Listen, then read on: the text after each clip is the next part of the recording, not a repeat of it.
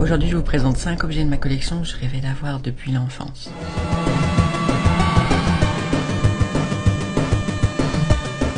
On va commencer avec les origines. J'en rêvais quand j'étais petite, c'était au début des années 2000, et j'ai réussi à l'avoir en étant petite. Donc c'est un rêve que j'ai exaucé, et c'est d'ailleurs la première pièce de ma collection. En tout cas centré sur l'horreur, c'est vraiment la première chose que j'ai eue dans ma collection. C'était ce petit Chucky fait par Sideshow, à ne pas confondre avec les Mezco, même si elles sont très similaires. Et Sideshow a quand même un paint job qui est beaucoup plus réussi, qui est plus joli et tout ça. Même si là, je sais pas si c'est avec le temps, mais il a l'air d'être un peu orange. Il est un peu bronzé, il s'est un peu patiné avec le temps. Mais globalement, je l'aime beaucoup. Il est sorti, je sais plus si c'est 2007. Mais bref, c'était mi-2000. Je l'avais commandé par le biais d'un vidéoclub. Et en fait, on pouvait vendre des DVD, on pouvait vendre des vidéocassettes, on pouvait vendre plein de choses. On avait une cagnotte après.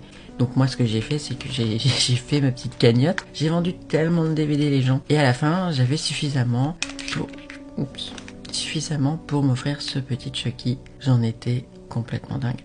Donc voilà, c'est comme ça que je l'ai eu dans un vidéoclub dans les années 2000. Ce petit Chucky là, pour moi, c'était incroyable. D'avoir ça dans ma collection, de l'avoir en ma possession, c'est vraiment la première pièce de ma collection. Est-ce que j'aurais imaginé un jour avoir une taille réelle? Est-ce que j'aurais imaginé rencontrer Brad Dourif, avoir son autographe tatoué sur moi?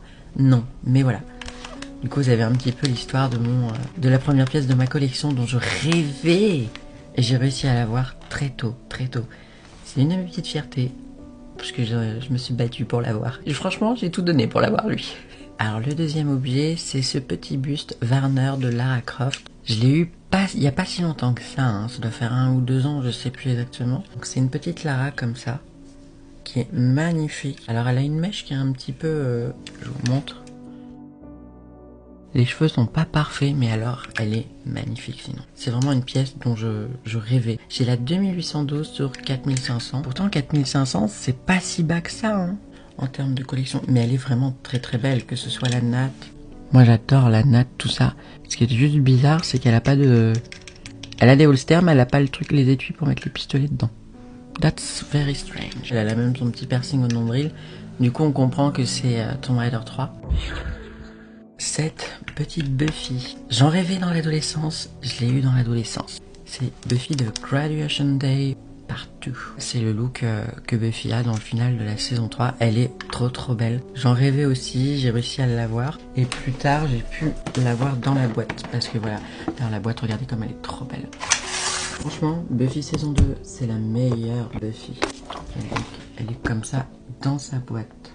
J'ai Angel, j'ai aussi Buffy Prophecy Girl comme ça, mais je sais pas pourquoi, j'étais super attirée par... il est iconique en fait, cette tenue, ce look, il est complètement iconique, elle est trop belle. Elle est trop belle. On voit que le pantalon, il a... Je sais pas si vous voyez, vu que c'est du sky, il a un peu mal vieilli. J'adore le petit look avec les talons et tout. C'est tellement Buffy. Les petits talons et tout là, à la Buffy. Ça, c'est trop Buffy, it's giving Buffy. Un objet que je rêvais d'avoir quand j'étais ado, mais ça j'ai eu bien plus tard, c'est The Pillar of Souls, qu'on voit dans Hellraiser 3.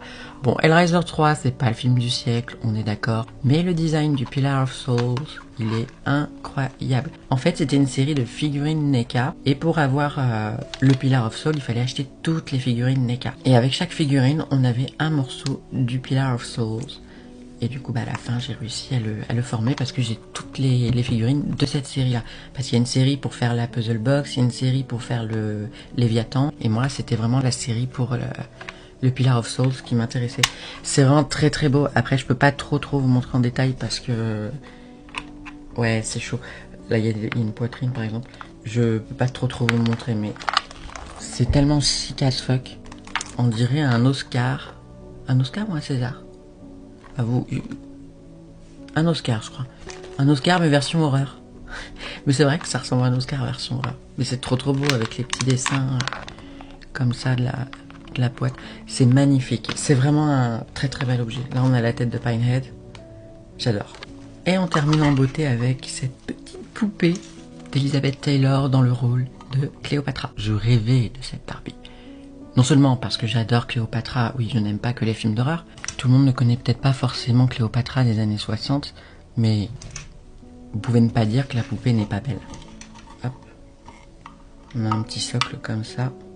Elle est trop belle. Et elle a même, non mais le détail, elle a des petites sandales et tout qui sont nouées. C'est tellement fin, c'est tellement délicat. J'adore. Vous l'aurez compris, c'est une Barbie. Oh là là, avec le petit truc sur la tête, la couronne, la tenue. Ça reprend, vous savez, cette longue séquence où il y a l'arrivée de Cléopâtra, il y a les chars et tout. Oh, j'adore. Et regardez le visage. Regardez-moi ce visage. Elle est magnifique. Elle est incroyable. Il n'y a rien à dire. D'ailleurs, si vous regardez, elle a bien les yeux violets. Elizabeth Taylor était tellement belle, c'est incroyable. Elle avait les yeux violets.